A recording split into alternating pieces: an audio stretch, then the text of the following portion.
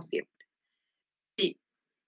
Bueno, entonces a nivel abdominal, hablamos de la región cervical, sus principales relaciones, la región torácica, sus principales relaciones, y ahora la región abdominal. En la región abdominal ya tiene una comunicación o una relación próxima al cardias, a la curvatura del estómago también, y a la transcavidad de los epiplones, que es un espacio virtual que está entre el páncreas hacia atrás y el estómago hacia adelante. Entonces ya hay relación. Bueno, la irrigación también era importante que ustedes sepan, ¿verdad? La región cervical del esófago está irrigada por las arterias tiroides inferiores, la región torácica por las bronquiales, las ramas de la aorta, las intercostales, y la región abdominal por la gástrica izquierda, la gástrica corta y la arteria frénica inferior izquierda. ¿Por qué lo que es tan importante la irrigación? Y porque a través de esas arterias que rigen o que irrigan a nivel del esófago, estómago o esófago en su porción más alta, también van a tener una comunicación indirecta para desarrollar otras patologías que tengan que ver entre ellas, ¿verdad? O se puede diseminar un proceso inflamatorio, también, por ejemplo, en cuanto al estómago, la secreción ácida del jugo gástrico en exceso puede repercutir sobre el epitelio esofágico y eso irritar también su mucosa y submucosa. Y más adelante vamos a ver que el hiato esofágico muchas veces puede tener una cierta debilidad o tener algunos mecanismos que desencadenan la incapacidad de poder contraerse, o sea que de la propiedad de ser esfínter, de poder cerrarse y abrirse luego de cada paso del alimento. Eso puede ser incompatible cuando hay ciertas alteraciones o patologías gástricas que repercuten sobre ese mecanismo de válvula y debilitar el hiato esofágico y formar las hernias hiatales que más adelante vamos a ver.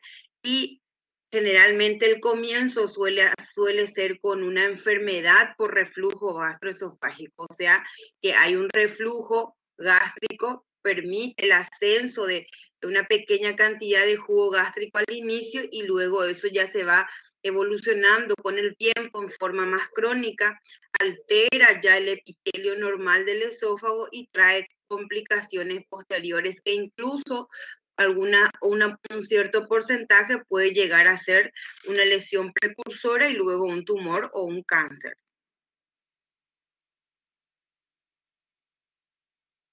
Bueno, aquí era drenaje, bueno, drenaje venoso también, donde drena, especialmente este drenaje venoso, cuando vemos lo que son las varices esofágicas, van a recordar que las 3 porciones del esófago drenan en venas distintas, pero al final tienen comunicaciones indirectas entre las que drenan hacia la vena porta y las que drenan hacia la vena cava.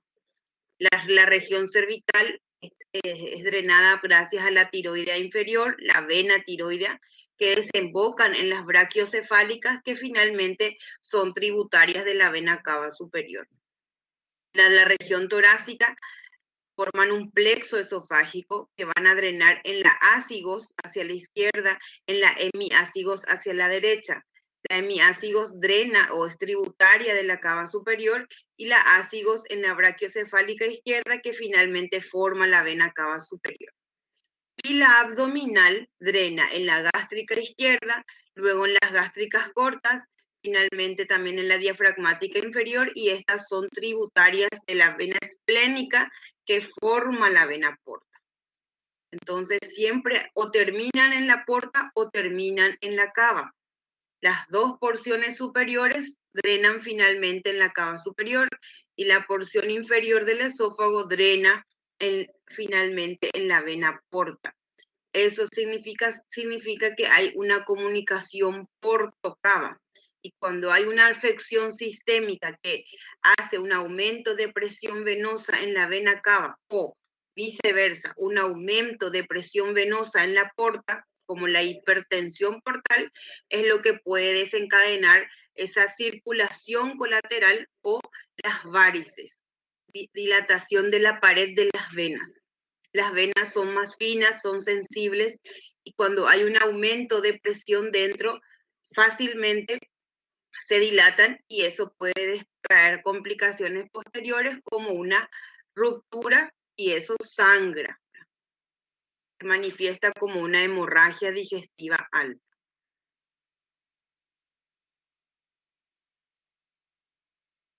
Y los nervios. Ahora, la inervación puede ser simpática y parasimpática. La inervación simpática, las fibras aferentes que drenan el esófago provienen o van del núcleo dorsal del nervio vago. Y las eferentes, la aferente es la que lleva la información y la eferente la que recibe en el núcleo ambiguo de los nervios vagos anterior y posterior. Las ramas del plexo esofágico a los nervios espláncnicos mayores. Y generalmente esa es la diferencia entre el peristaltismo, que es músculo liso, y la del músculo estriado proximal, que está ya en la región más proximal, en la región faringoesofágica. Y la parte simpática en los ganglios simpáticos cervicales y torácicos, que es la que se encarga del movimiento involuntario del músculo liso. Bueno, el esófago. Esto es importante a la hora de estudiar cáncer de esófago. Como ven, el esófago en sí no tiene una serosa peritoneal, como tiene el estómago, no tiene un peritoneo que le cubre. Lo que tiene es una adventicia. Entonces, la capa más interna es mucosa, que es un epitelio plano estratificado no queratinizado, recostado o de soporte en una lámina propia muscular de la mucosa.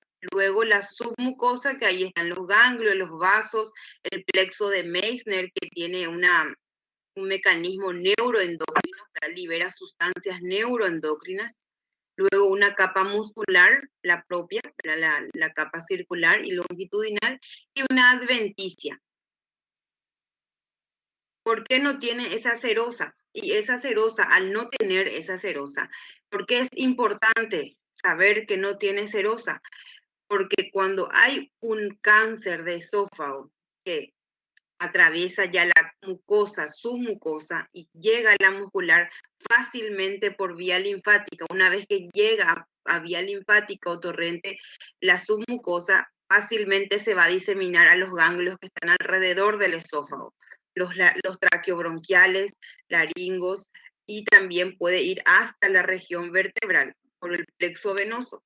Entonces, cuando el paciente tiene los primeros síntomas de disfagia, regurgitación en un cáncer de esófago, probablemente ya está en una fase avanzada, porque no tiene esa serosa que le delimita, sino que tiene una adventicia por el cual se disemina mucho más fácil por vía linfática y tiene una amplia irrigación linfática. Eso es lo que hace de que sea de peor pronóstico, que el paciente tenga un pronóstico malo con el inicio de los síntomas.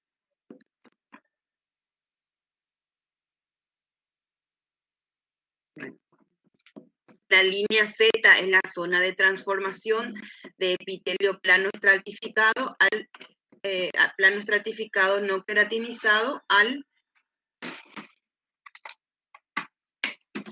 epitelio cilíndrico simple del estómago. A ese nivel tenemos al esfínter esofágico inferior, que tiene que mantener una presión normal entre 12 a 20. Generalmente en algunas patologías como la acalasia puede estar hipertónico, con una presión más de 30. Y eso es lo que hace que esté en constricción permanente. Bueno, también el engrosamiento de las capas cuando hay un cambio de epitelio. Muchas veces los pilares del diafragma suele ser más frecuente del lado derecho, puede tener un trauma, una lesión en el contexto de un trauma torácico o tóraco-abdominal y lesionar el ligamento freno-esofágico y con eso producirse hernias hiatales.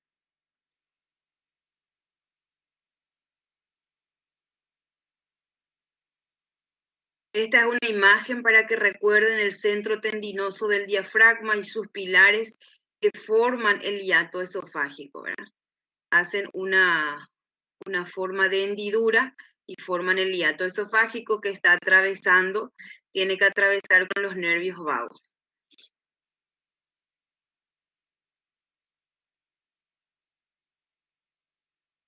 Bueno, en esta imagen ustedes pueden ver todas las sustancias neuroendocrinas que ayudan a hacer tanto la contracción y la dilatación del músculo en esa zona, específicamente a nivel del esfínter esofágico inferior. Como ven, existen hormonas como la gastrina, motilina, sustancia P, que cuando están en aumento, ¿verdad?, pueden hacer una hipertensión de ese esfínter esofágico, o las que hacen disminución, que son estas, la secretina, colecistoquinina, luego tienen otros agentes neuronales, luego los fármacos que pueden intervenir en esa presión de ese esfínter y algunos alimentos. Ven que la grasa, el chocolate, la menta, el alcohol, lo que hacen es disminución de ese esfínter esofágico inferior, y por eso es lo que puede haber una regurgitación de los alimentos.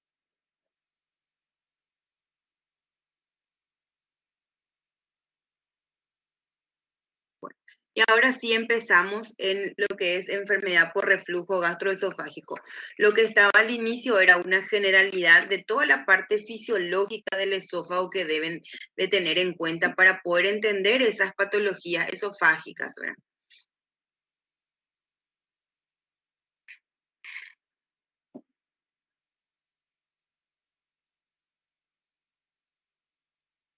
Entonces, ¿qué es ERGE? Es el reflujo del contenido gástrico hacia arriba, ¿verdad?, hacia la boca, a través del esfínter esofágico inferior. Quiere decir que se vence esa resistencia, ese mecanismo valvular que normalmente debe de tener el esfínter esofágico. Entonces, sube hacia la orofaringe. El 75% se producen con o en el contexto de enfermedades esofágicas, y el 90% es por esofagitis. O sea que casi siempre implica que el esófago esté enfermo. Eso es lo que quiere decir. El 90% el epitelio del esófago está inflamado. Por eso esofagitis. Y esa inflamación es una lesión reversible todavía, una lesión celular reversible, pero eso puede evolucionar de una inflamación a un proceso más avanzado, a una displasia, y luego incluso a una anaplasia o metaplasia, ¿verdad? Y cuando hablamos de metaplasia ya hablamos de que el 80% de esa metaplasia puede generar una lesión precursora, que es el esófago de Barrett, y eso puede evolucionar hacia un adenocarcinoma. ¿Se entiende? Entonces, el 75% de pacientes que tienen enfermedades como la acalasia, hernia hiatal o otras enfermedades del esófago, estoy citando las más frecuentes, la acalasia y el esfínter esofágico inferior, difícilmente divertículos, pero sí pueden utilizarlo también como una opción, divertículos esofágicos, especialmente los que se encuentran en el tercio inferior, que son los epifrénicos, también pueden producir ERGE. Eso es lo que tienen que tener en cuenta.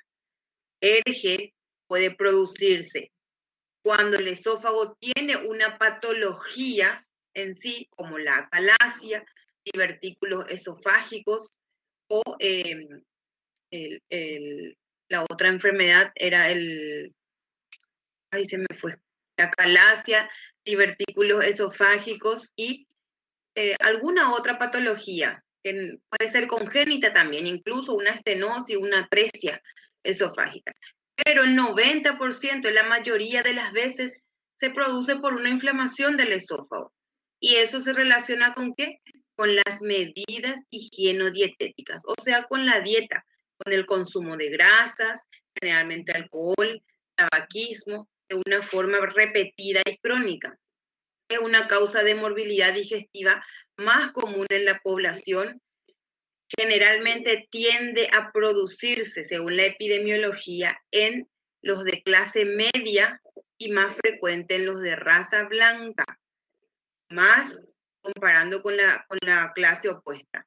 No se suele ver en personas de un nivel socioeconómico bajo, sino más bien lo de clase media, porque generalmente tienen una alimentación rica en grasas saturadas, hipercalórica.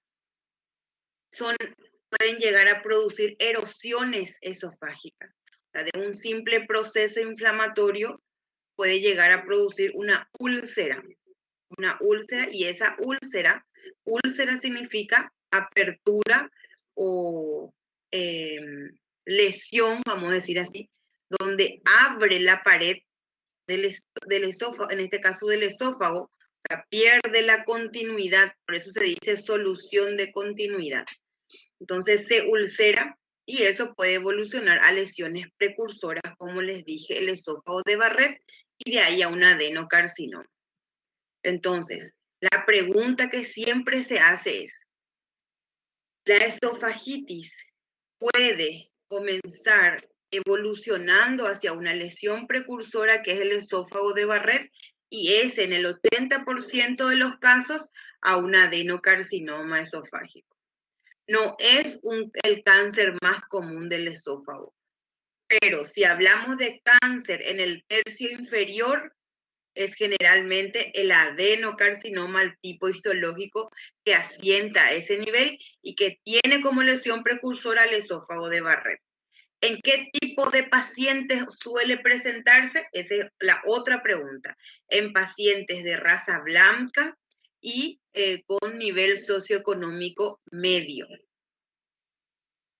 porque se relaciona a la ingesta de comidas saturadas. Cualquier síntoma o afección clínica, consecuencia de la exposición del epitelio esofágico y supraesofágico al jugo gástrico. Como les dije, hay una sobreproducción del jugo gástrico a consecuencia de la mala alimentación. Muchas veces es la comida, no solamente la comida saturada, sino también el tabaquismo, la cafeína, los AINES, todo lo que haga que agreda la mucosa y haya una hipersecreción del ácido clorhídrico del estómago. O sea, factores agresivos de la mucosa gástrica o que inhiban los factores defensivos. El AINES, por ejemplo, los antiinflamatorios no esteroides bloquean las prostaglandinas y con eso aumenta la secreción de jugo gástrico. El tabaquismo, el enolismo también produce aumento de secreción, son agresivos. Y muchas veces hay pacientes que son portadores del Helicobacter pylori, que hay cepas de esa bacteria que lo que hacen es también sobreproducción de ácido clorhídrico. En Estados Unidos, el 5 al 10%, generalmente el síntoma más importante para hacer diagnóstico precoz es la pirosis. La pirosis es la sensación de quemazón y generalmente se asocia en el momento de la deglución. Cuando uno consume los alimentos, va pasando el bolo alimentario hacia el estómago, siente ese ardor, esa quemazón. Al 18%, eso es en forma diaria, el 18% en una vez por semana por lo menos siente. El 44% una vez por mes y del 10 al 20% ya generalmente presentan esófago de Barrett. Como les dije, es predominio en raza blanca, va aumentando con la edad. Del 48-79% también se pueden presentar en los embarazos por el aumento de presión intraabdominal que hay en el embarazo, que eso tiende generalmente a hacer reflujo. Y pacientes con síntomas extraesofágicos no son diagnosticados en forma adecuada. ¿Cuáles son síntomas extraesofágicos?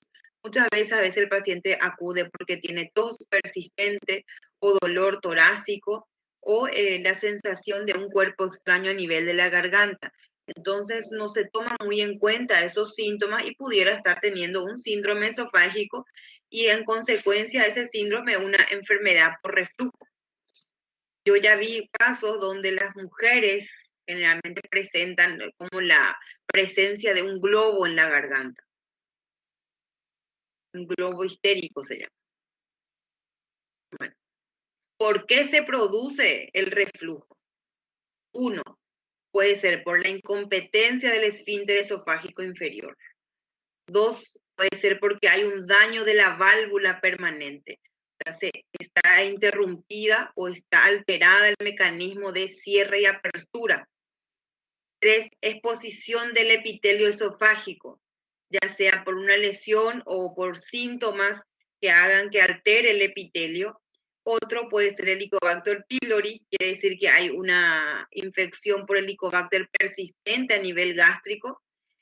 Y el otro puede generalmente hacer por reflujo de bilis, pepsina o enzimas pancreáticas a nivel del estómago y eso regurgita hacia el esófago. Reflujo digestivo gastroduodenal. Generalmente el reflujo de bilis está muy asociado a las pacientes que consumen mucha grasa, también de la pepsina y las enzimas pancreáticas. Una sobresaturación de comidas en grasa, colecistoquinéticos. La incompetencia del esfínter esofágico inferior. ¿Por qué se puede producir? Por relajaciones transitorias del esfínter esofágico que no tengan anormalidades anatómicas. O sea que normalmente su anatomía está bien, pero lo que tienen son relajaciones que son transitorias y en ese momento de relajación permite el paso del jugo gástrico hacia arriba. Eso puede darse por la liberación de ciertas sustancias moduladoras y esas sustancias pueden tener que ver con la medicación, algunas ciertas medicaciones, por ejemplo, las benzodiazepinas, los neurolépticos, también otras pueden ser nitratos, otras sustancias que son vasodilatadoras. La hipotensión del esfínter esofágico inferior sin anormalidades anatómicas. Cuando hay una hipotensión en el esfínter esofágico inferior, cuando se vence esa presión normal, generalmente cuando el estómago está distendido, distensión gástrica, cuando uno sobrecarga el estómago o muchas veces hay una cierta costumbre de que después de comer se acuesta el paciente, adopta el decúbito dorsal y eso puede llevar a una hipotensión del esfínter esofágico. Y al estar distendido el estómago se pierde ese ángulo de His, el ángulo que está entre el cardias y el esófago. Distorsión anatómica de la unión esófago-gástrica. Puede ser por una hernia hiatal que esté presente. Por eso que la erge y la hernia hiatal suelen estar presentes cuando la hernia está. O sea que casi siempre una hernia hiatal se acompaña de enfermedad por reflujo. Y es justamente porque esa distorsión anatómica que produce la hernia hiatal en la unión esófago-gástrica hace o permite de que el reflujo suba hacia arriba y esté en contacto con el epitelio del esófago.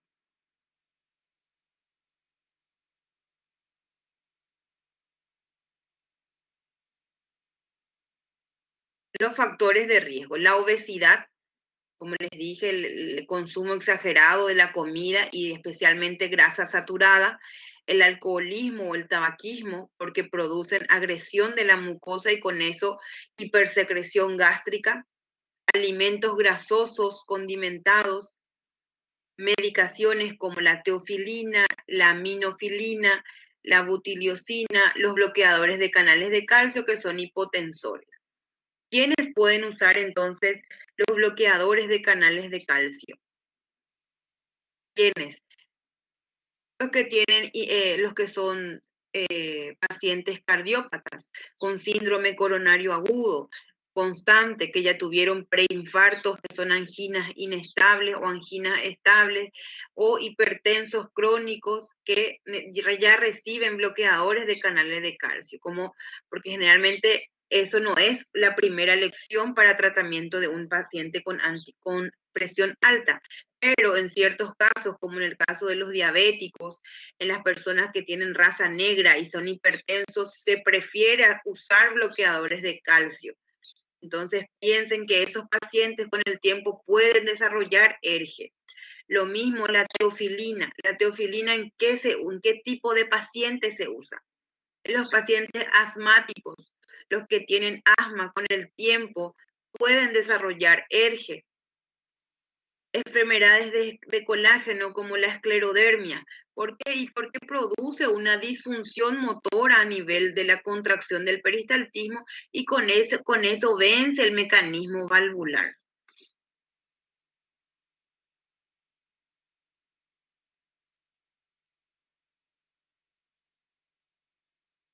¿Alguna pregunta hasta ahí, hasta la fisiopatología? Porque lo más importante es justamente esta parte que yo voy a preguntar en el examen, la patogénesis. ¿Por qué se produce ERGE? Entonces, uno, por la incompetencia del esfínter esofágico inferior, ya no es competente. ¿Qué es lo que significa eso? Si no es competente, significa que ese cierre y apertura con el paso de la comida, ese cierre del 100% ya no es eficaz o ya no hacen el control. A lo mejor se cierra en un cierto porcentaje y luego queda entreabierto y por eso hay un reflujo. ¿Por qué se puede deber a esa incompetencia? Porque se producen relajaciones transitorias, como por ejemplo a consecuencia del uso de ciertos fármacos, como los que estuvimos viendo. Porque hay una hipotensión del esfínter esofágico inferior, por ejemplo, los obesos, que sobrecargan el estómago y luego adoptan una posición de cúbito dorsal. Distorsión anatómica por la presencia de una hernia hiatal. Y las hernias hiatales, como vamos a ver, generalmente se desarrollan por la debilidad o la fragilidad de una membrana que se llama freno esofágica, que es la que sujeta, vamos a decir así. Entonces, cuando hay debilidad en esa membrana, ya sea por un trauma anterior que hubo o que no se relaciona a un trauma, ya puede ser congénito también, entonces eso provoca el ascenso de una porción del estómago hacia el tórax. Y eso se llama hernia hiatal. Luego tienen por exposición permanente de las lesiones, los factores agresivos, como por ejemplo los AINES, el alcohol, el tabaquismo, el Helicobacter pylori en forma persistente o recurrente y las enzimas que se secretan a consecuencia del alto consumo de grasas.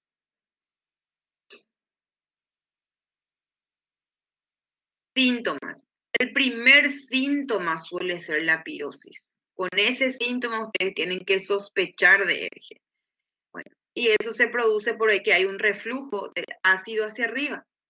La regurgitación, que es el ascenso de la comida no digerida hacia la boca. La diferencia entre regurgitación y vómitos es que el vómito es el ascenso o la salida del contenido, pero con contenido alimentario ya digerido. Disfagia u odinofagia, náuseas, eructos, dolor abdominal y especialmente empieza en el epigastrio, luego puede irradiar hacia tórax o hacia la espalda. Ese dolor abdominal se puede volver torácico. Y otros síntomas extraesofágicos que no tienen que ver en sí con la esfera esofágica, puede ser el paciente venga por un dolor de tórax, como expliqué hace rato, un dolor de tórax que suele ser asociado a la ingesta de alimentos o posterior a la ingesta, un dolor quemante, disnea, dificultad respiratoria, tos, que puede relacionarse también en el momento de la comida o en cualquier momento,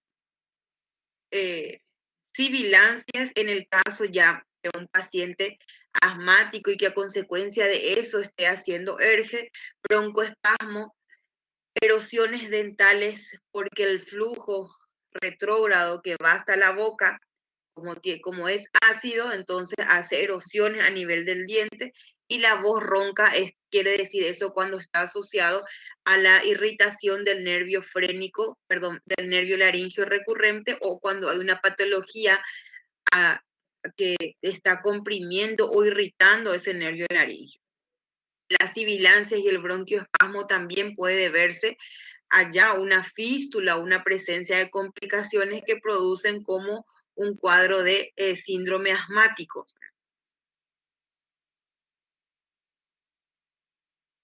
Sería ya como complicación de esta enfermedad. ¿Cómo se hace el diagnóstico? Con una buena historia clínica. Hay que investigar los síntomas de la esfera esofágica y las que no son, preguntar si tiene dolor de pecho, si tiene tos en el momento de comer o en cualquier momento del día. Muchas veces la tos puede presentarse media hora después de comer. En base a eso se hace el diagnóstico universal. Luego se puede pedir lo que se llama seriada gastroduodenal, que sería una radiografía contrastada, que es muy útil para saber si el esófago tiene o no tiene una alteración anatómica, por ejemplo, una calasia, ¿no? Un megaesófago. La endoscopía para valorar el grado de la esofagitis, si la esofagitis es leve, moderada, grave o severa. La manometría para valorar la presión del esfínter esofágico inferior. La pH-metría para valorar la presencia de jugo gástrico o ácido a nivel del medio del esfínter esofágico inferior, que normalmente no tiene por qué ser ácido, tiene que tener un pH básico.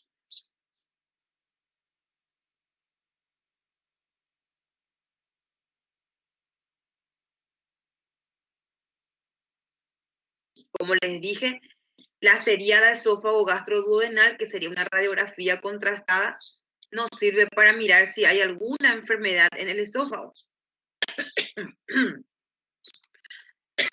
Si hay malformaciones o si hay estenosis, que serían disminución de la luz, como la que está señalada en la imagen. Si hay hernias, como la imagen que está al lado, o tumores, o algunos divertículos.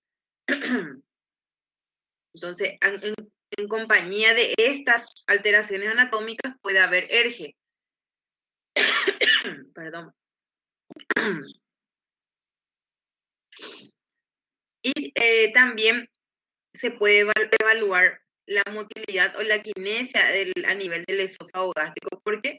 Porque se ve el descenso del bolo alimentario, que sería la comida varitada, que es la parte blanca. La parte blanca pinta la presencia de la comida varitada y ahí se ve el descenso.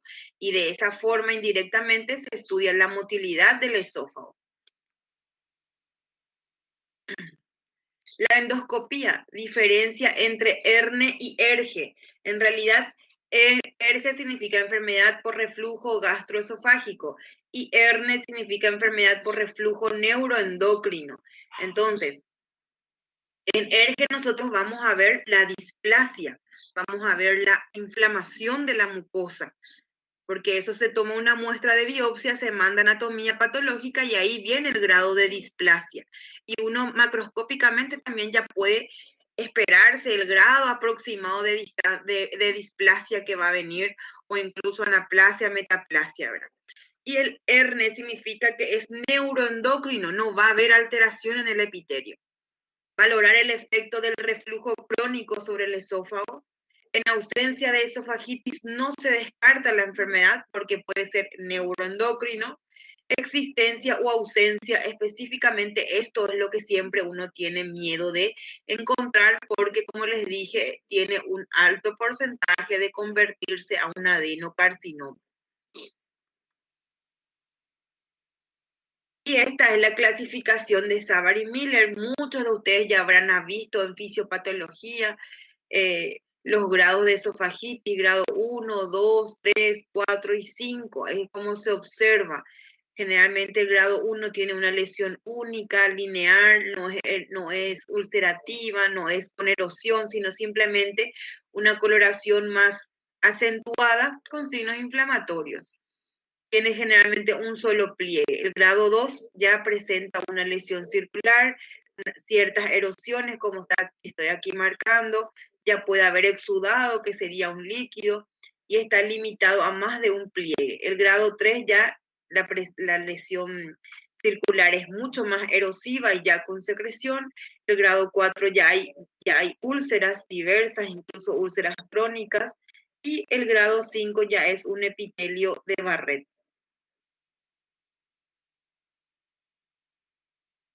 ya hay un cambio de epitelio. Esta es otra clasificación que se llama Los Ángeles. Esto más bien nos ayuda a saber el grado de severidad de la esofagitis. Esto, por ejemplo, yo no voy a preguntar los grados de Savary Miller, ni tampoco los grados de Los Ángeles, no. Lo que yo quiero que ustedes interpreten es la clínica, primero la fisiopatología, por qué se produce, que ya les cité 2 veces, la clínica, los síntomas que tienen que ver con el esófago y los extraesofágicos. Un paciente puede presentarse como un cuadro de crisis asmática y estar asociado a un ERGE. Entonces, ahí hay que preguntar al paciente. Y acuérdense que durante las crisis asmáticas, el paciente consume muchos medicamentos o se le administran muchos medicamentos y uno de ellos, algunos de ellos puede llevar a hacer más pronunciado la fisiopatología del ERGE, más acentuado en ese momento.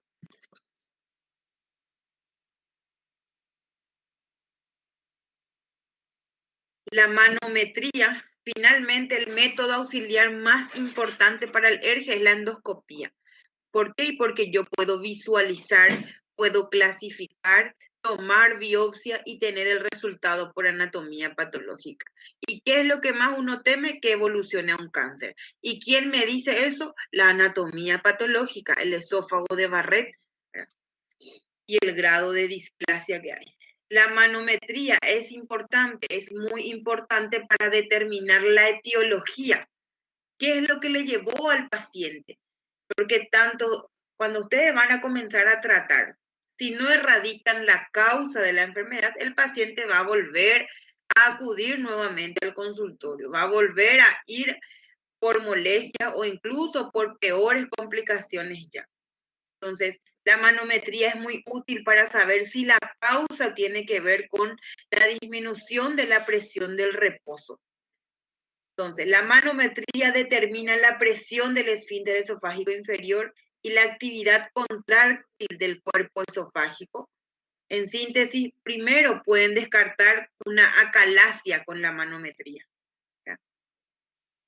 Mide la presión de reposo. Si esa presión del esfínter esofágico inferior está a menos de 10 milímetros de mercurio, significa que hay un reflujo patológico y están a tiempo de tratar. Generalmente cuando tiene ya menos de 6, el pronóstico es peor. Probablemente el tratamiento será más agresivo que un simple tratamiento médico. La pH-metría también es importante para determinar la causa. La pH-metría se mide en 24 horas. Se ve la exposición en tiempo real, la correlación sintomática, la capacidad de evacuación del ácido. Todo eso se ve, por eso que se estudia o el paciente está conectado a la pH-metría en un periodo de 24 horas. Si el pH disminuye menos de 4, que es ácido, discriminador entre reflujo gastroesofágico, fisiológico y patológico. Bueno, y acá hay una puntuación que se llama de Meister y que con eso generalmente pueden hacer el diagnóstico final, especialmente el diagnóstico de severidad. Entonces es importante para determinar la causa. Así es como se ve en el monitor.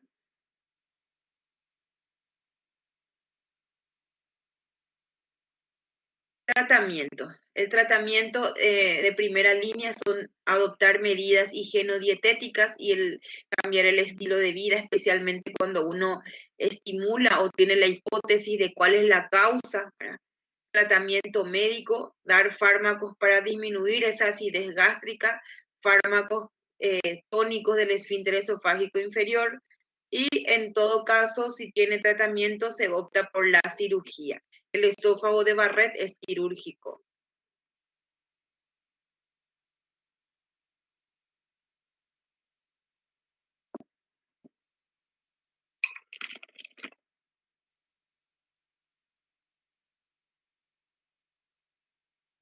Hablando de medidas higienodietéticas, como les dije, el adoptar decúbito dorsal, acostarse inmediatamente después de la comida, es un factor que puede desencadenar, ¿verdad?, la incompetencia del esfínter.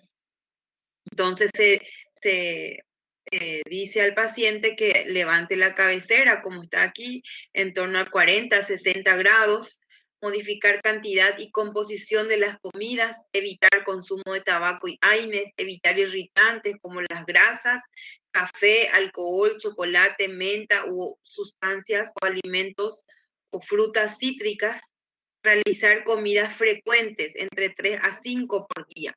Cuando uno está mucho tiempo sin comer, se produce mucho ácido clorhídrico y cuando después de consumir, cuando come, después de muchas horas sin comer, uno hace una sobrecarga del estómago, hace una distensión gástrica.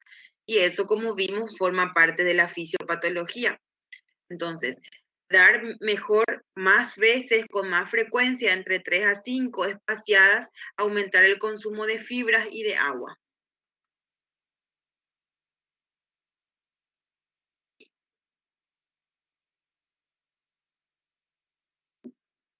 Y estos son los fármacos que generalmente se dan. Yo no les voy a preguntar, pero es a modo ya, porque acá vemos todo el panorama de la patología quirúrgica en sí. El tratamiento en sí a ustedes se les pregunta en el 5º año en clínica quirúrgica. Pero ¿qué es lo que se hace entonces para contrarrestar, ¿verdad? Antiácidos, especialmente eso como primera elección para disminuir los síntomas de acidez, ¿verdad? También se puede tomar bicarbonato de sodio, óxido de aluminio, ¿verdad?, carbonato de magnesio calcio, que son sustancias básicas que ayudan a contrarrestar el exceso de ácido, los bloqueadores H2, o pueden ser también los IBP, que son las bombas de protones, inhibidor de bombas de protones, como el omeprazol o la familia de ellos, lansoprazol, pantoprazol, en sus diferentes miligramos por día que se puede consumir. Los procinéticos, que lo que hacen es ayudan al vaciamiento gástrico, de esa forma aumentan la presión del esfínter esofágico, volviéndolo más competente. Se puede usar metoclopramida o cisaprida o sinitrapida. Domperidona hoy en día se dejó de utilizar.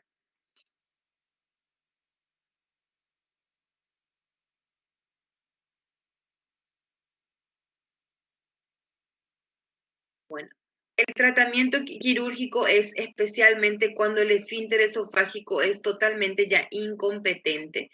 Para poder aumentar su presión se hace este tipo de cirugía, que sería una funduplicatura total, que se llama de Nissen.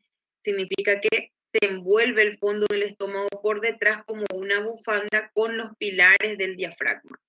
Eso va a mantener el esófago distal a la región intraabdominal. Es la técnica más utilizada.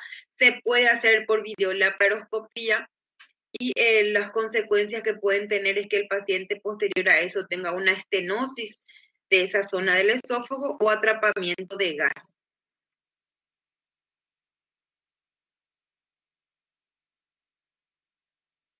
El tratamiento quirúrgico no hace falta que ustedes sepan cuál es la técnica, simplemente que cuando los síntomas son muy persistentes y se comprueba de que el esfínter esofágico inferior ya es incompetente gracias a la manometría y también se puede usar la pH-metría, entonces se puede hacer tratamiento quirúrgico. Eso ya lo va a determinar un especialista.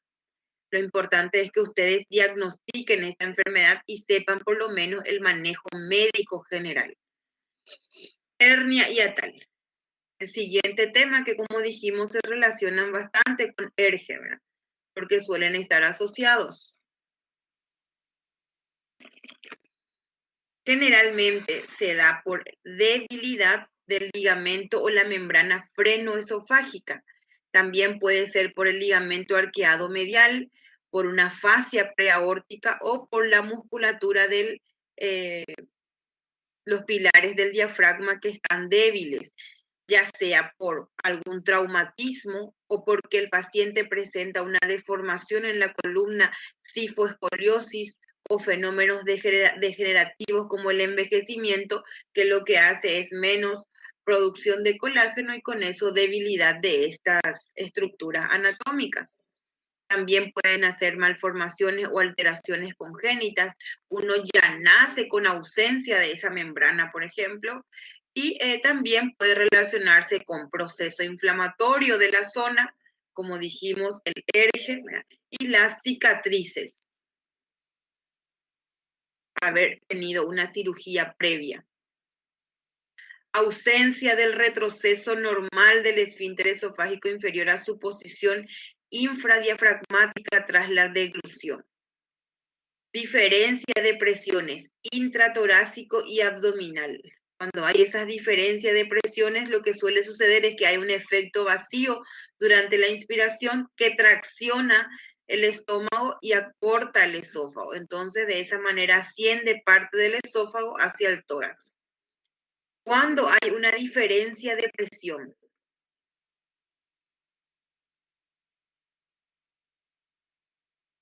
normalmente intratorácico es de -4 a -6 y abdominal es generalmente entre 6 a 10. Cuando hay una diferencia de presión,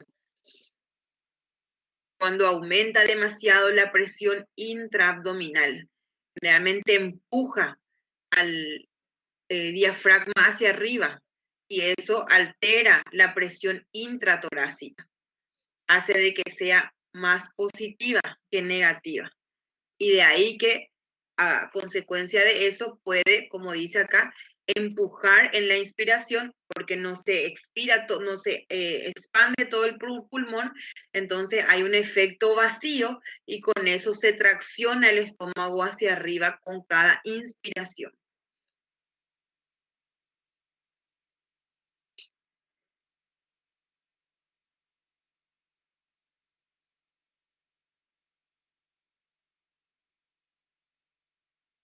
Y luego vamos a la clasificación. 3 tipos. Realmente hay 4 tipos. Acá está la cuarta, sí. La cuarta es la mezcla nomás ya de ambas. Tipo 1 se llama hernia por deslizamiento. Atiendan bien. Esta es la hernia por deslizamiento. Su nombre ya dice, ¿verdad? Se desliza una porción del estómago hacia el tórax. Es la hernia hiatal más frecuente. Estoy diciendo 2 cosas claves ya. El tipo 1 es una hernia por deslizamiento, es la más frecuente entre todas.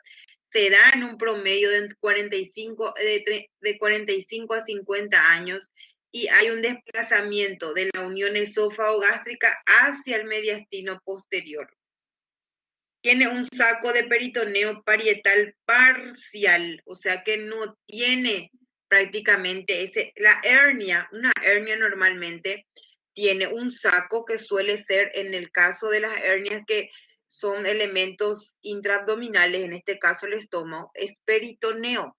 En este caso, cuando es deslizamiento, no tiene peritoneo, sino que la porción del órgano en sí es lo que forma.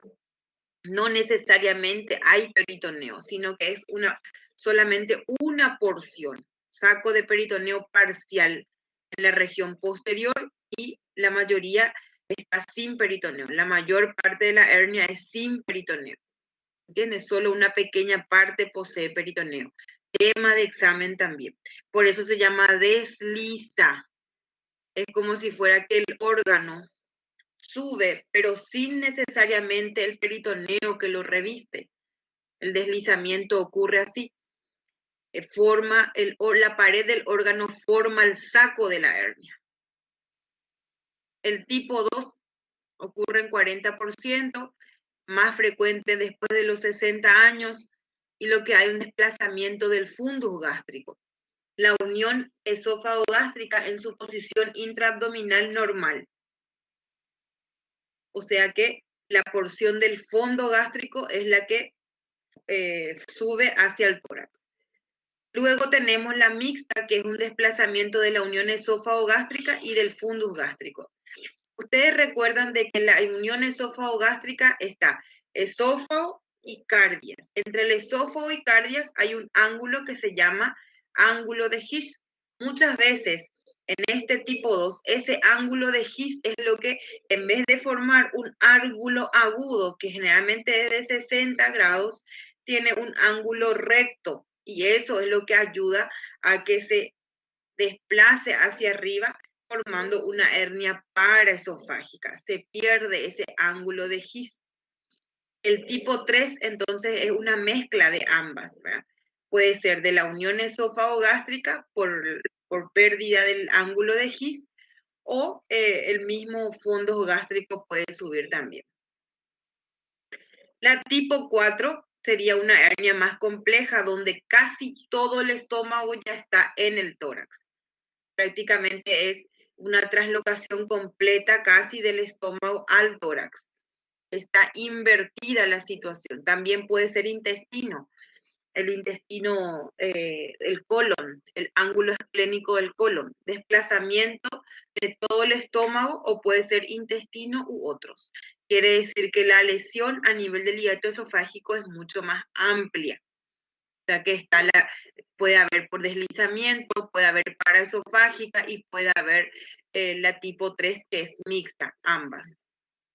Entonces la tipo 3 es mixta, tiene hernia por deslizamiento, o sea, la unión esófago-gástrica está alterada, y el tipo 2, el fondo gástrico, también está ya como parte de la hernia. Es como si fuera que la mitad del estómago esté en el tórax. Y el tipo 4 ya todo el estómago, o incluso otro órgano como el intestino, el colon, la parte izquierda del colon. Aquí están viendo el tipo 1. Este es el esófago, este ya es el estómago. Entre el esófago y el estómago tendría que haber un ángulo de 60 grados que se llamaba ángulo de His. Acá no hay ese ángulo. Entonces es como si fuera que está totalmente vertical el esófago-estómago. Y eso es lo que hace que el estómago vaya subiendo de a poco por deslizamiento. ¿Y dónde tiene peritoneo? Solamente en esta porción. Una pequeña porción tiene peritoneo. Sin embargo, la tipo 2, como están viendo, el fundus gástrico ya está a nivel del tórax.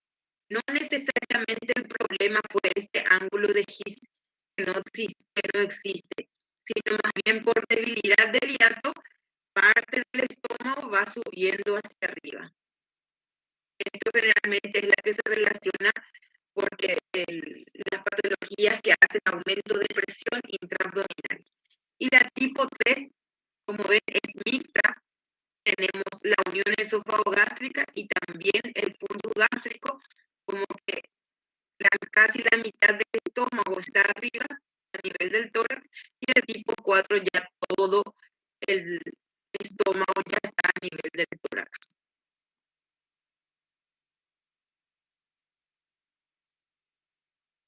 El cuadro clínico, la primera, la hernia por deslizamiento. Los pacientes pueden cursar de forma asintomática, algunos presentan síntomas de hernia. Por eso, la tipo 1 es la que se asocia a presentar hernia. Dispepsia quiere decir que después de cada comida no puede digerir en forma completa. Complicaciones, hernia, puede llevar a esofagitis, estenosis del esófago de Barrett. El paciente puede hacer una broncoaspiración durante la noche, el contenido gástrico pasa hacia el contenido pulmonar. Eso puede deberse a que se forma una fístula a nivel de la estenosis, o puede haber un sangrado crónico esofágico por la úlcera que puede producir la esofagitis.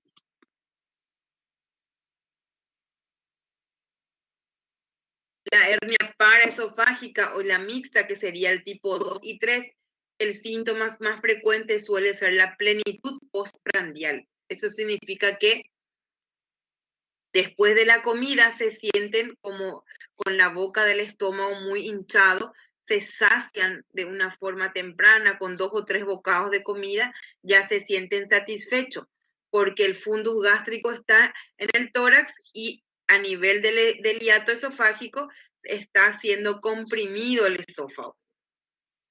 Entonces, cuando se llena el fundus gástrico con comida, el paciente ya está satisfecho. O sea, al comer en pequeña cantidad, se llena el fundus gástrico y el paciente ya se encuentra satisfecho.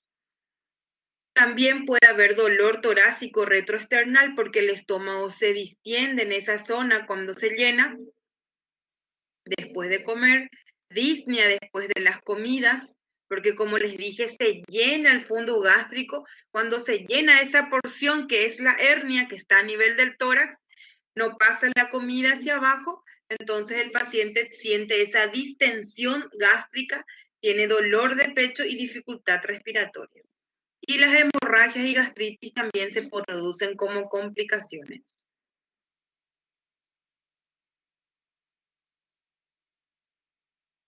Las principales complicaciones más graves, especialmente en las de grado 3 y 4, son el vólvulo. El vólvulo significa rotación sobre su eje. El estómago se trasloca hacia el tórax y puede rotar sobre su eje. Eso se llama vólvulo gástrico organoaxial. Giro sobre sí mismo del estómago está prolapsado. Enrollamiento progresivo del estómago hacia el tórax. Los síntomas son un dolor epigástrico de inicio súbito, náuseas, vómito, ausencia de distensión abdominal, porque el órgano torcido está en el tórax, ¿verdad? Algunos confunden con un infarto, entonces por eso hay que hacer métodos auxiliares de diagnóstico para diferenciarlo de un infarto. O sea que un electrocardiograma, enzimas cardíacas, más aún si está en una edad media, ¿verdad? Entre 40 y 50 años, se puede confundir con un IAM. La estrangulación, o sea, si ese vólvulo no se desvolvuliza, si no se llega a actuar a tiempo, ese tejido va a tener isquemia, que sería la estrangulación. Esa isquemia va a evolucionar hacia una necrosis y posteriormente esa necrosis se va a perforar. Sería tejido muerto y al perforarse va a invadir a toda la parte torácica, complicando los órganos subyacentes. Con la perforación se puede acumular aire en la cavidad pericárdica o incluso en la cavidad pleural, haciendo un hidroneumotórax o un neumopericardio. Neumo, aire en cavidad pericárdica. Hidroneumotórax, aire y líquido en cavidad pleural.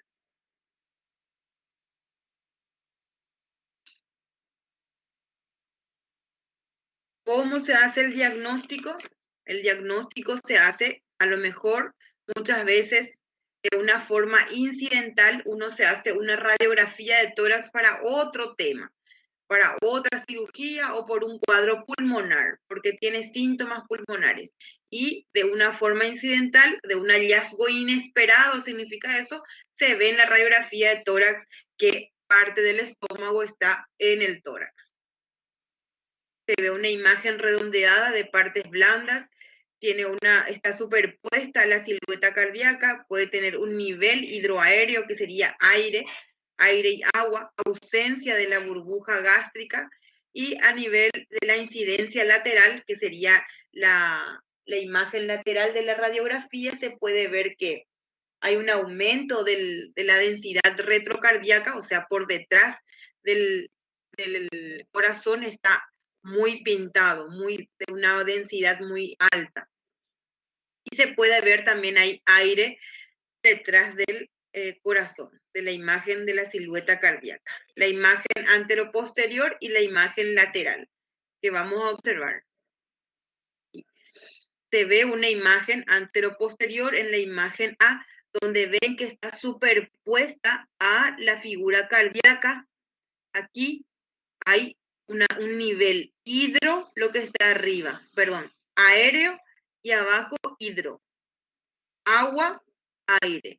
Cuando el paciente está de pie se hace la radiografía. El líquido cae hacia abajo y el aire hacia arriba. Eso indica de que acá hay una cámara gástrica, o sea, parte del estómago, y está superpuesto o en el mismo nivel, por eso se dice superpuesto, que el corazón. Entonces, por eso se pide la imagen o la incidencia de al lado, que se ve que detrás del corazón hay un nivel hidroaéreo que sería el estómago. Esta imagen. Y se ve aire. una incidencia lateral.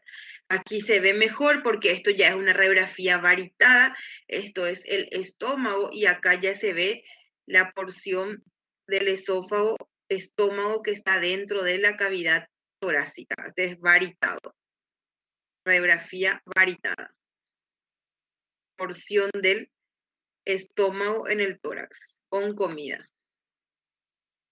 Esta es una imagen súper buena, ¿verdad? Donde se ve que casi más de la mitad del estómago está en el tórax y este es el nivel hidro líquido aéreo. Hidro líquido aéreo, aire. Porque el paciente hace de pie esta radiografía. Acá en la imagen de al lado se ve normal. Esta imagen fue hecha en un paciente post-trauma, o sea, que tuvo una hernia hiatal por lesión de la membrana frenoesofágica debido a un trauma cerrado. Puede ser una caída desde una altura o algún tipo de trauma.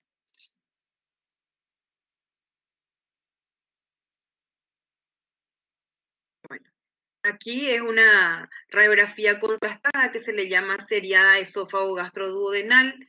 Es una prueba de elección en el momento de querer saber la forma anatómica, la funcionalidad, ¿verdad? El tamaño del esófago, la porción del estómago que está en ese nivel y el peristaltismo. La endoscopía es muy útil también, especialmente para saber la distancia, y muchas veces la endoscopía se usa como para poder hacer la desvolvulación cuando está rotado sobre su eje. Además de eso, se toma biopsia, se puede valorar complicaciones gracias a la endoscopía y se puede ver si está o no acompañado de esofagitis o lesiones ulcerosas. Esto es una endoscopía digestiva, donde se puede ver que a este nivel del tercio inferior está más rojo, tiene ciertas erosiones cuando está llegando hacia el esfínter esofágico inferior. Se ve eritematoso. Aquí se ve una hernia hiatal gigante en contexto también de una esofagitis. Aquí se ve otra hernia hiatal. Esto probablemente es una hernia por deslizamiento, porque una porción no es el fondo en sí, sino es una porción que está en la unión esófago-gástrica.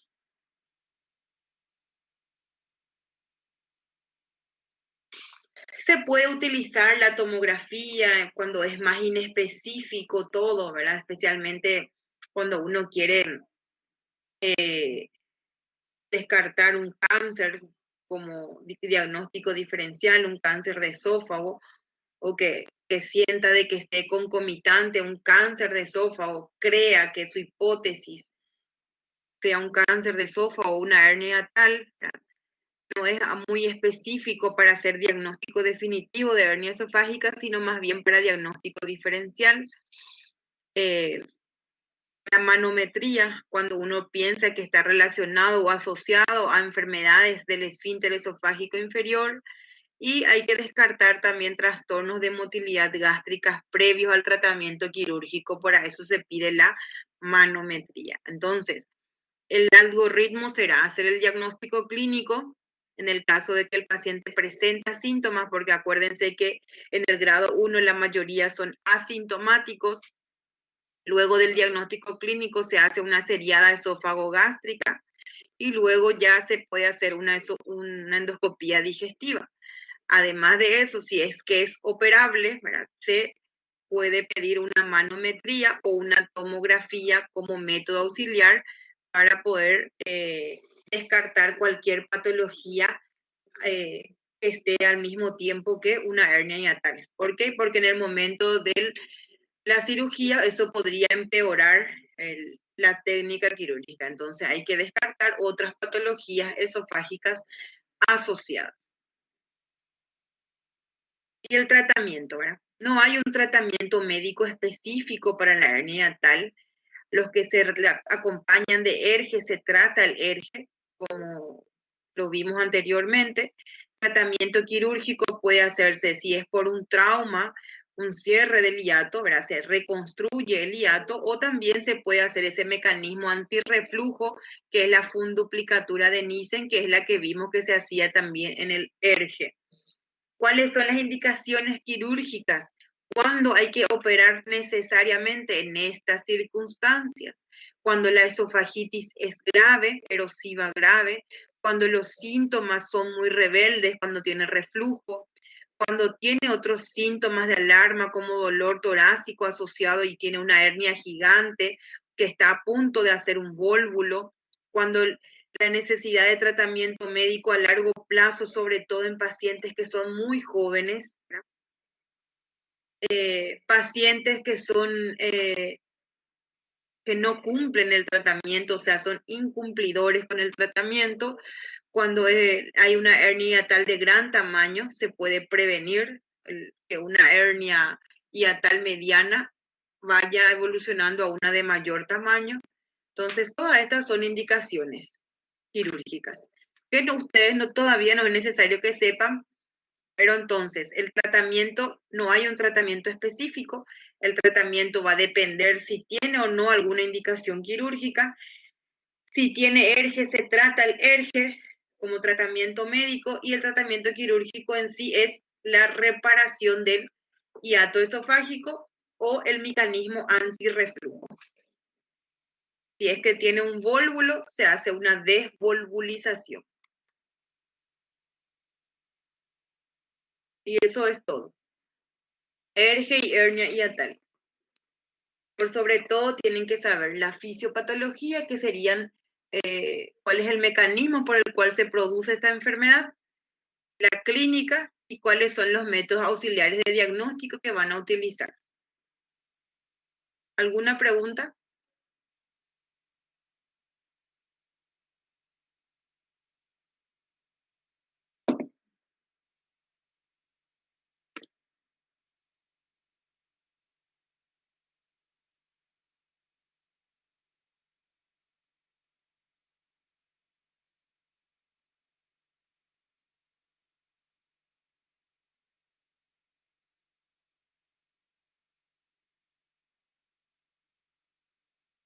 Bueno, yo les mandé unos PDF que quité foto de un libro, que es un libro así que se usa para quinto año, que es de clínica quirúrgica, es un libro paraguayo, pero en la parte de fisiopatología, el comienzo, para que ustedes vayan entendiendo cómo se produce y las principales manifestaciones. Entonces, siempre es importante que ustedes lean el libro, porque muchas veces algunos interpretan mejor leyendo el libro que escuchando a otro, ¿verdad?, hablar, ¿verdad? Muchas veces al escuchar uno no tiene todavía ese raciocinio completo. Entonces, al leer una, dos, tres veces, la información después se va ampliando más.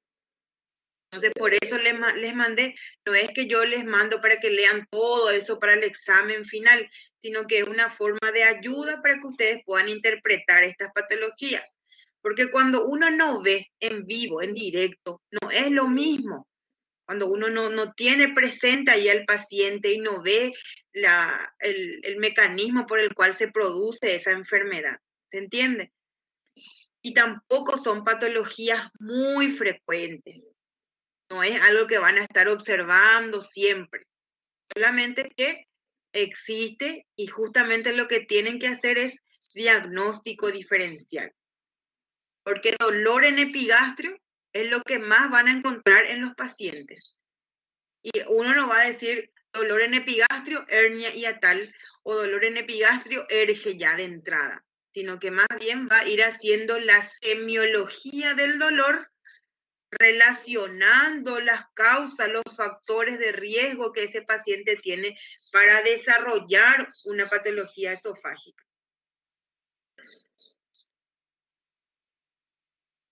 Bueno.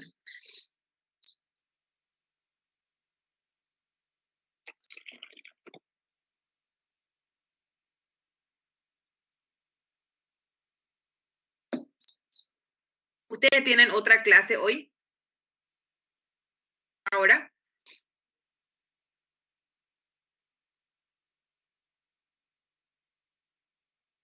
Quiero dar entonces hemorragia digestiva baja un ratito para que pueda terminar.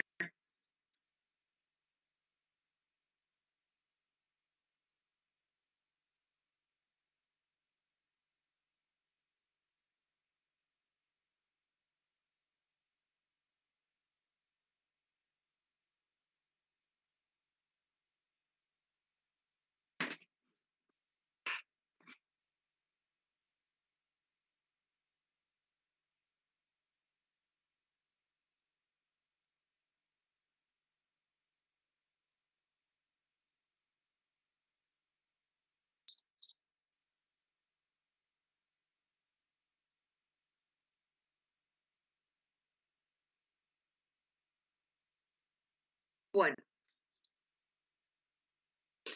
para poder terminar con la clase que les quedé debiendo, hemorragia digestiva baja, que ustedes saben la definición de hemorragia digestiva, todo sangrado en la luz del tubo digestivo, pero todo lo que esté distal, lo que sangre y esté distal al ángulo de Treitz, que es la unión eh, eh, duodeno-yeyunal, ángulo de Treitz, lo que esté en intestino delgado, como yeyuno, ileum, colon, recto, ano, entonces es hemorragia digestiva baja. Bueno, aquí está. Causas. ¿Cuáles son las causas más frecuentes? Si hablamos de intestino delgado, puede ser un divertículo de Meckel.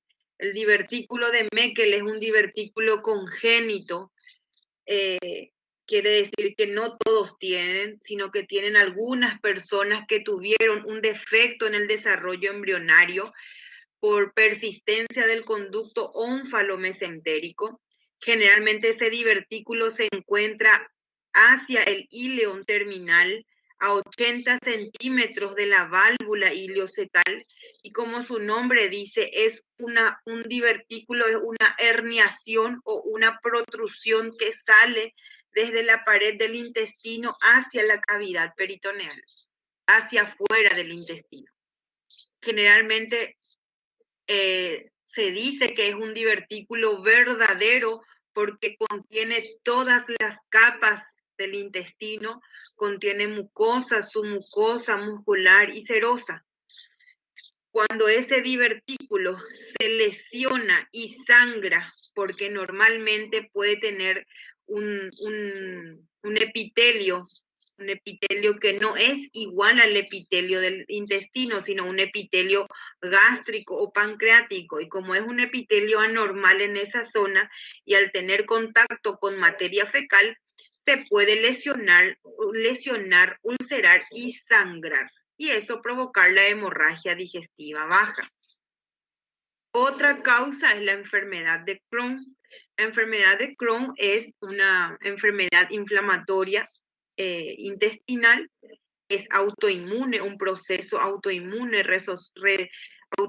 autoinmune dominante, es más frecuente en varones y cuando debuta esa enfermedad, suele ser antes de los 20 años de edad y afecta primero al ileón terminal, haciendo una ileitis regional. Y ese proceso inflamatorio, como tienen autoanticuerpos que destruyen las paredes del intestino, pueden producir ulceraciones y sangrado también.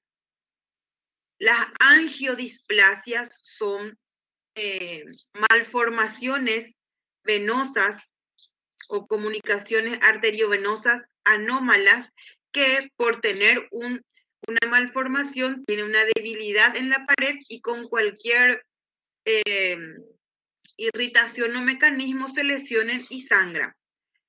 Cuanto más anciano uno es, cuanto más aumenta la edad, más predispone a tener angiodisplasia y tener sangrados.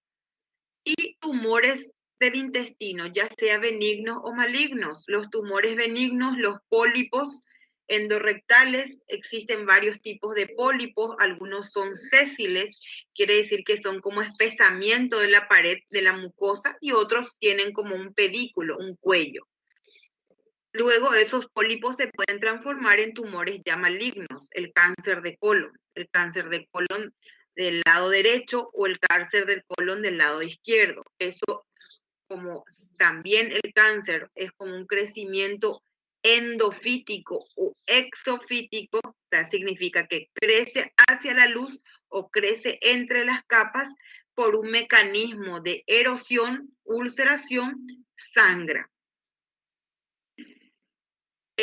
¿Cuál es la ventaja? Que estos sangrados se autolimitan, el cuerpo puede controlar, a no ser que la lesión sea grande o mucha la cantidad de sangre que se pierde debido a la lesión y ahí se vuelva masiva.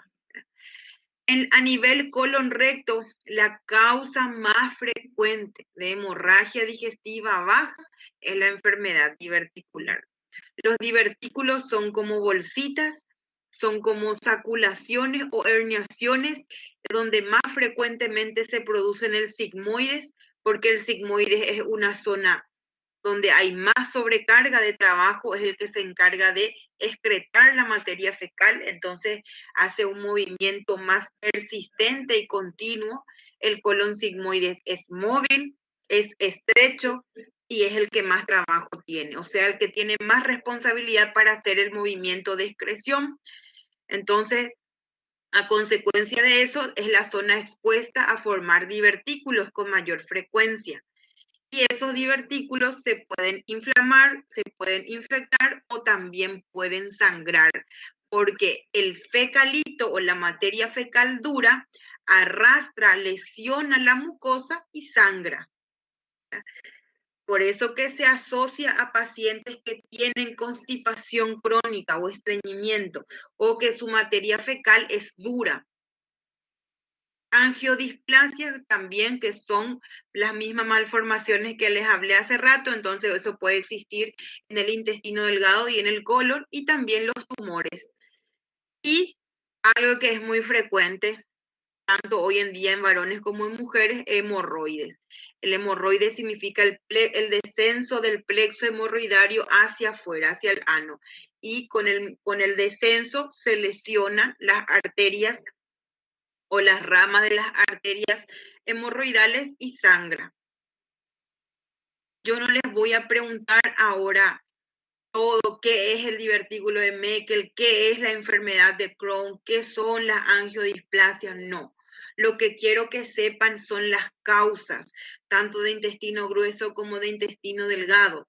Lo que quiero que sepan es que la causa más frecuente de hemorragia digestiva baja es la enfermedad diverticular del colon, que está asociado a pacientes con historia de constipación o estreñimiento crónico. Y que a medida que avance la edad, tienen que esperar que esos pacientes, normalmente uno por la fisiología, por la etapa evolutiva normal del ser humano, va a presentar angiodisplasias tanto en el delgado como en el grueso, y también vamos a tener todos, cuando lleguemos a tener 90 años, vamos a tener divertículos. Y esos divertículos pueden sangrar. Solo que, como les dije, vuelvo a repetir, el 80% de las hemorragias digestivas son autolimitadas. O sea que mi cuerpo controla ese sangrado. En otras circunstancias, en el 20% se puede volver masiva la hemorragia y necesitar una cirugía.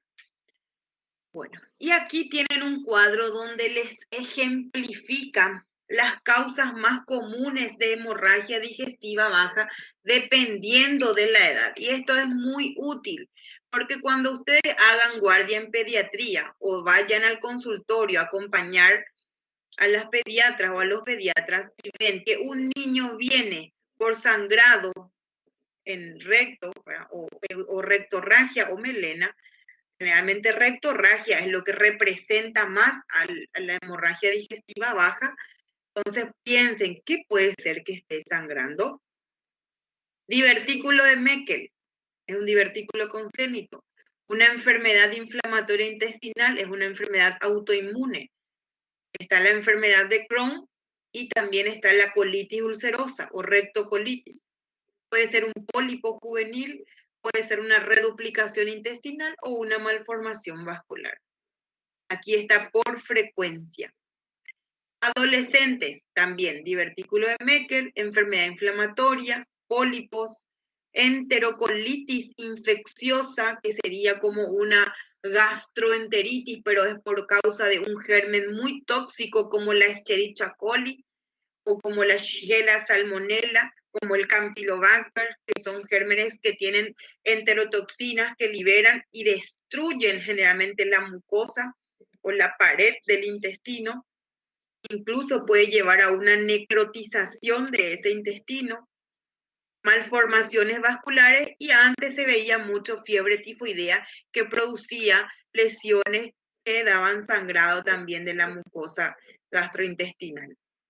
En el adulto, como ven, la causa más frecuente, enfermedad diverticular del colon, divertículos, enfermedad inflamatoria como la colitis o la enfermedad de Crohn, pólipos, cáncer colorectal, patología orificial que serían las hemorroides o las fisuras del ano, fisuras, hemorroides, fístulas, abscesos en el ano que después daban fístulas, fiebre tifoidea o angiodisplasias.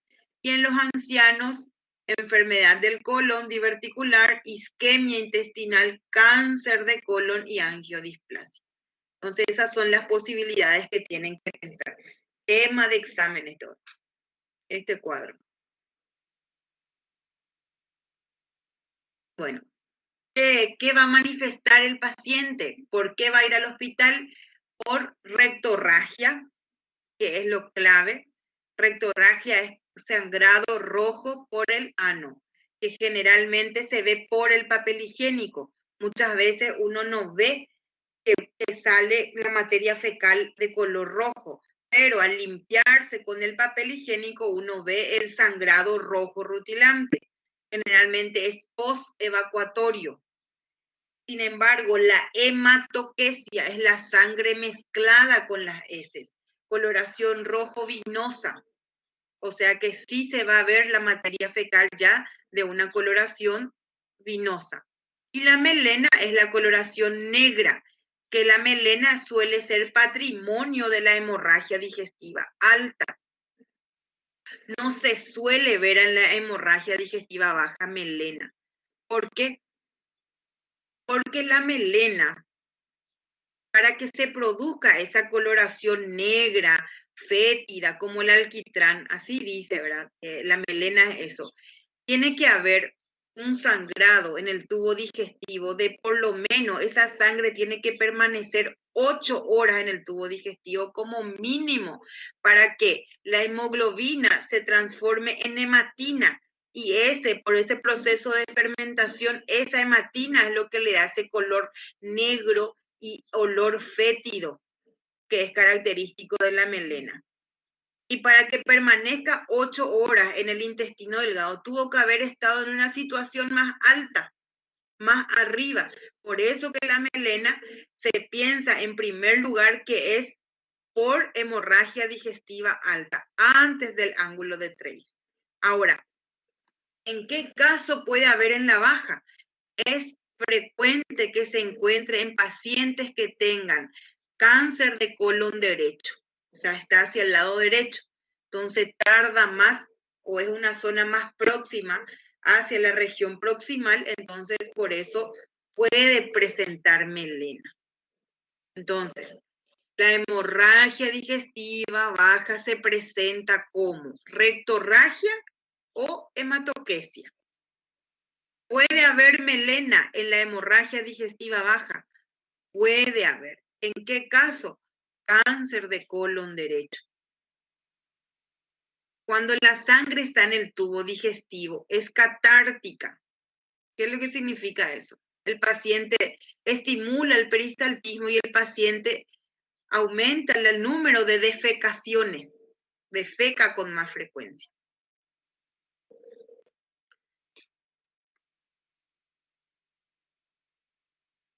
Cuando la pérdida de sangre va siendo mayor cantidad, masiva incluso, Entonces ahí tenemos que saber la gravedad de la pérdida de la volemia, ¿verdad? Si es leve el sangrado, la pérdida es de 15%, si es moderado, del 15 al 30%, si es grave, entre el 30 y 40%, y si es masiva, más del 40%.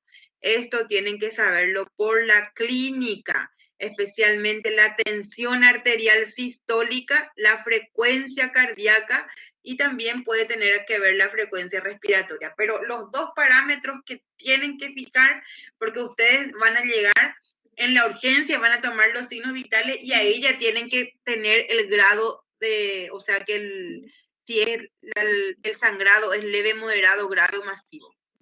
Porque quitando la presión arterial sistólica y la frecuencia cardíaca ya voy a saber. El paciente es grave, moderado, leve o está masivo.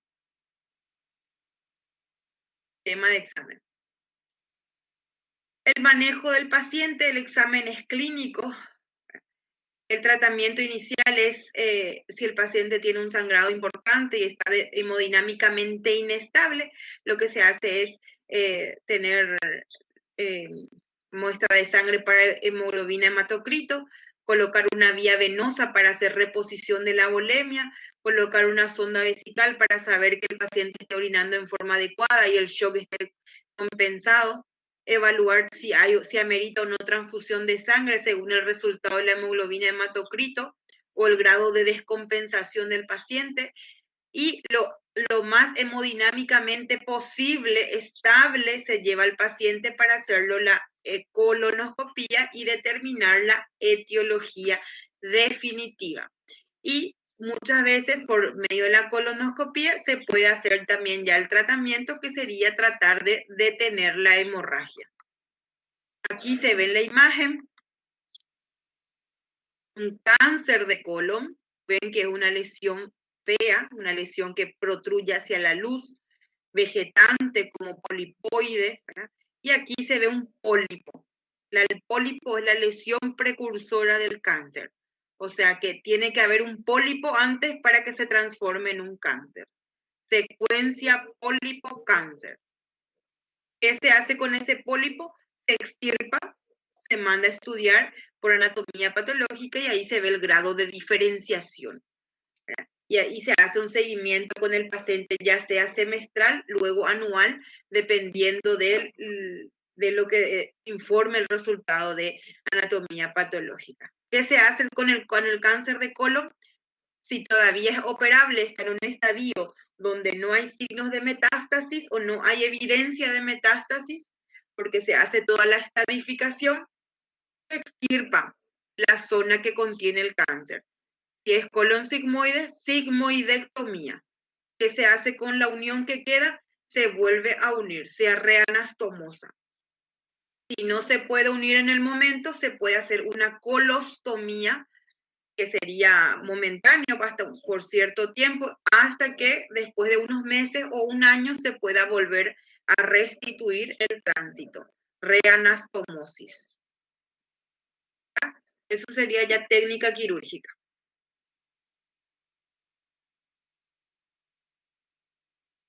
¿Alguna pregunta?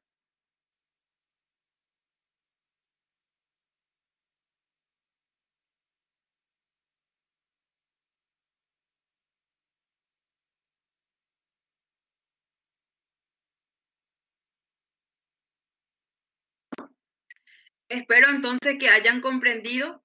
Para el día del examen voy a preguntar causa de hemorragia digestiva baja, de acuerdo a la edad, ¿qué podría ser la causa más probable?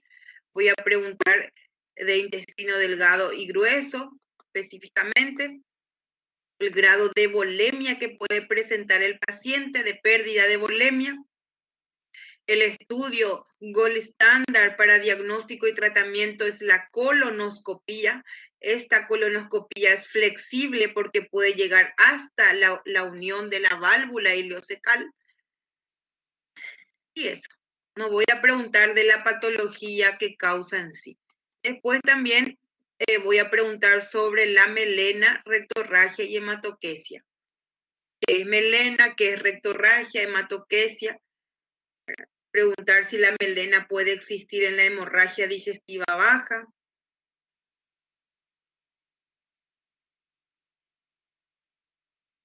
Y eso. Muy bien. Podemos despedirnos entonces. Si alguien no tiene preguntas para hacer, nos vemos la próxima clase, que sería cáncer de esófago.